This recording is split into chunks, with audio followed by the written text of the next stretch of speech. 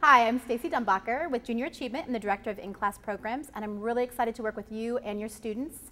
What I wanted to do is just take 7 to 10 minutes of your time with this video to help you prepare what is Junior Achievement going to look like in your classroom.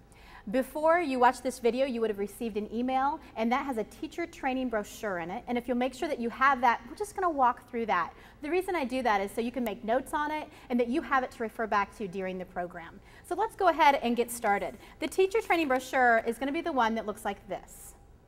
Okay? We're going to start off with the program overview and just kind of helping you understand what Junior Achievement does and how we do it. First of all, the JA curriculum is directly connected to state standards, so that's going to help you meet your requirements. And to find those state standards, attached to that same email with the teacher brochure will be a correlation statement, so you can refer back to that as you're getting ready to run the program. Another thing about the JA program is that all the lessons are planned out. You'll have a volunteer that comes into your classroom and delivers the program. And on top of that, there's extra materials if you as a teacher want to do anything to enhance the program when the volunteer is no longer there. You would have received, with the email that came with your brochure, you would also have the correlation. So as you sit down to plan the JA program, you can connect that right down to what you need to take care of. Another thing about the JA program is that we update it periodically based on teachers' feedback after the program. And so at the end of the program, you'll get an evaluation. Please know that we do continue to update that to meet your needs. So let's go ahead and go to the next step, which is the most important, your role as the educator. Now, the first part of your role is to fill out the JA requested material sheet. You'll receive that via email, and you can fill that out, and you can either fax it back to me, or you can email it back to me. The next thing that we ask is that before the program is run, that you ensure that the pre and post tests are done. The pre and post tests more than likely are going to be delivered through your school's teacher training assistant. And just make sure that she gets the opportunity, or he gets the opportunity, to run those pre-tests. Because the program is interactive, it's really important that you begin by communicating with your volunteer. What's going to happen is a week before the program starts, you're going to get your teacher information with your volunteer information on it. We ask that you reach out to your volunteer, and they're going to have some questions. Things like, are there special needs students? How many students are in the classroom? Is there anything else they need to know before they come into the classroom? Please make sure that you reach out to them and communicate before they come in, either by phone or via email. That's going to help everything to start on a really smooth course. And then once that volunteer is in your classroom, it is so important that you maintain control of the classroom. The volunteer is there to teach the concepts and the curriculum and give incredible examples for the students. Your role is to make sure that there's classroom control. So please make sure that that happens. Another thing is, as the volunteer is talking, please feel comfortable. If you think there's another piece of information that your students need to know, don't be uncomfortable to say, "Excuse me, Mr. Smith, hold on a second. Hey guys, this is kind of like what we talked about last week," to bridge the concepts that volunteer is talking about that you talk about in the regular classroom. Also, as the program goes on, please make sure that you're checking your emails and your phone, so if that volunteer needs to contact you about something, that he or she is able to do that. Another thing that we ask for your role as an educator is to communicate with Junior Achievement. Myself, Stacey Dumbacher, and then my coworker, Leah Madeline, are going to be able to take care of you and help you with anything you need. All you have to do is shoot us an email, give us a phone call, and we would be more than happy to help you with any situation that comes up. Lastly, we do ask that if you have a volunteer that misses a program more than once, that you contact us immediately. There may be something going on that we can step in and make sure that that doesn't happen. Because we know if we have a volunteer that's supposed to be in the classroom and they're not, that's a real uncomfortable situation for you to be in. So please make sure to communicate that or any other issues with our staff. These are questions that I get a lot from teachers. The first question, what is the time commitment? For elementary teachers, your volunteers are going to come into the classroom once a week for 5 weeks. Kindergarten, first, and second grade, they're going to be in the classroom for 30 minutes at a time.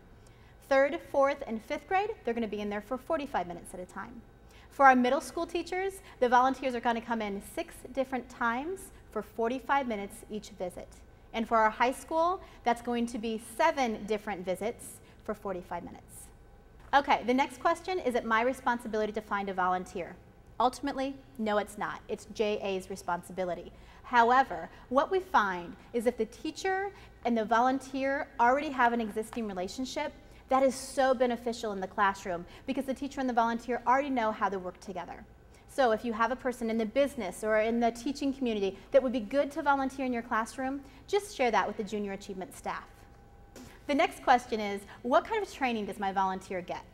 They get a 2-hour training. That first hour, we talk about general junior achievement etiquette and kind of the background of junior achievement. One of the things volunteers find most beneficial from that training is we talk about teaching tips. We talk about what does a middle school classroom look like? What does an elementary and high school classroom look like? What can they expect? And then how can they help engage the kids and monitor the kids and teach the kids most effectively? And we give those tips during the first hour of training. And then the second hour of training, they will actually go with someone who's taught the exact curriculum. For example, if we're going to do the 7th grade, that's our Economics for Success program. So we'll have a volunteer that's actually taught that program, sit down with the volunteer, go through all the materials that they're given, and give them some tips on how to be most effective in the classroom. And that's how we train our volunteers. How do I find out what day and time the volunteers are going to be in the classroom? What happens is 1 week before the program, you'll receive the information. That is called a JA program schedule. And you'll receive that 1 week before. That will give you all your volunteers' information as well as the day and times that they will be giving that you're being in the classroom. The second to last question is, what do I do if I need to reschedule my volunteer? You know, maybe you checked your calendar before the JA program start and you didn't see there was a convocation during the time your volunteer is supposed to come in. Just as soon as you know that, contact your volunteer and reschedule that meeting right then and there. Just contact your volunteer. I don't need to be contacted unless there's a problem of getting a hold of your volunteer. Lastly, what communication will you receive from Junior Achievement? What's going to happen is you're going to get that JA program schedule where you have all your volunteer information on it, and then please, if you have any questions when that comes, give us a call. The next time that you'll hear from us is about 2 weeks into the program. We will send out an email that says, hey, how's it going? How's your volunteer? How are the students? How's the curriculum? It's a really short check-in. It's a great opportunity for you to give me feedback on what's working and what's not working. And then lastly, at the end of the program, you'll receive that evaluation. Now, saying that, that's when JA reaches out to you. We ask that you reach out to us for any reason at all. If there's one thing that's going to make Junior Achievement successful in the classroom, to end your couple minutes with me, it is to make sure you communicate with your volunteer. Work with your volunteer. Keep that classroom control so the volunteer can be successful. Thank you so much. I look forward to working with you. And if you have any questions at all, please just give me a call.